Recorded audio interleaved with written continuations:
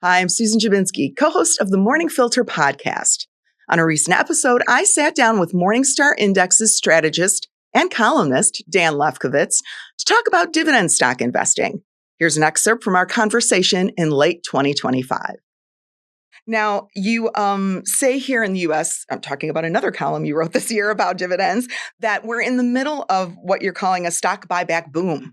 And you say that that is something that dividend investors should be aware of and that it might be actually to their detriment. So first, define what you mean by a boom here, Dan. Yeah, it's really been going on for a couple decades. But 2025 is going to be the fifth straight year in which more money is being spent on share repurchases by companies than dividends.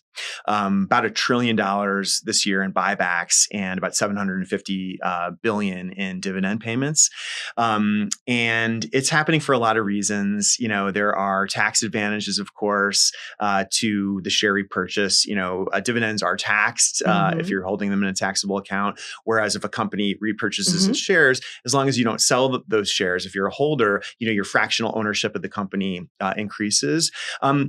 You know, there's an old expression that buybacks are like dating, dividends are like marriage, and I think that is apt. You know, the dividend commitment is really considered sacrosanct by many in the U.S. market, especially if you commit to a quarterly payout to shareholders. The market expects that, and if you withdraw it or you reduce it, the market punishes you. So buybacks can be more opportunistic. You know, when the company has cash on hand, or really preferably when the shares are undervalued. Right. As opposed to when they look expensive and then you're buying them back. So the main reason then, why is the main reason you think that companies are doing more buybacks than dividends simply because they don't want the commitment, or is there some advantage to the company to doing it? I think the flexibility, and I think another part of it is that technology companies just seem to prefer buybacks. I think dividends have a little bit of a stigma. It's just the culture of Silicon Valley. And, you know, dividends are kind of considered old economy. They're considered something that you do when you don't have something better to do with the cash, you know, reinvestment, R&D, that sort of thing. So I think there's multiple factors. Okay. So then let's talk a little bit about what this buyback boom then means for dividend investors. Those people who do want they want the cash in hand, Dan. They don't necessarily want their, share buybacks. What does it mean for them? Yeah, it's just lower yields. So, you know, if you go back to last century, historically, the yield on the U.S. equity market was between 3% and 6%. Now it's 1.1%. Wow.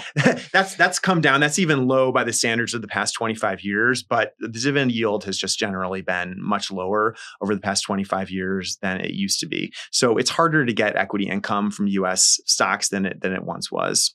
So let's go back to international dividend stocks. Then, you said in your column that, this buyback boom has been largely a U.S. phenomenon. So why hasn't it been more prevalent internationally? Buybacks are less popular overseas than they are in the U.S. Part of it is that I mentioned, the dividend commitment, like marriage, if you reduce, you eliminate, you suspend your dividend payment, it tends to get punished in the U.S. That's less the case overseas. Dividends in many markets can be paid out more opportunistically. The tax advantage that I mentioned isn't as big, especially in Europe. We just haven't seen buybacks kind of take hold overseas the way they have in the U.S. So, you did suggest in your column that, U.S. investors could, of course, look to international markets for, getting some dividend pickup if they're looking for it. But there are, of course, tax implications to be aware of, right? Just to put some numbers on it, if you look at our index of international stocks, the Morningstar Global Markets ex-US Index, the dividend yield exceeds 3%. In the US, it's 1.1% again. So there are some really nice yields to be had if you are willing to consider international stocks. But yes, there are tax implications. It is possible to get double taxed on the dividends, depending on the company, depending on the market. So it's important. It's something to look into.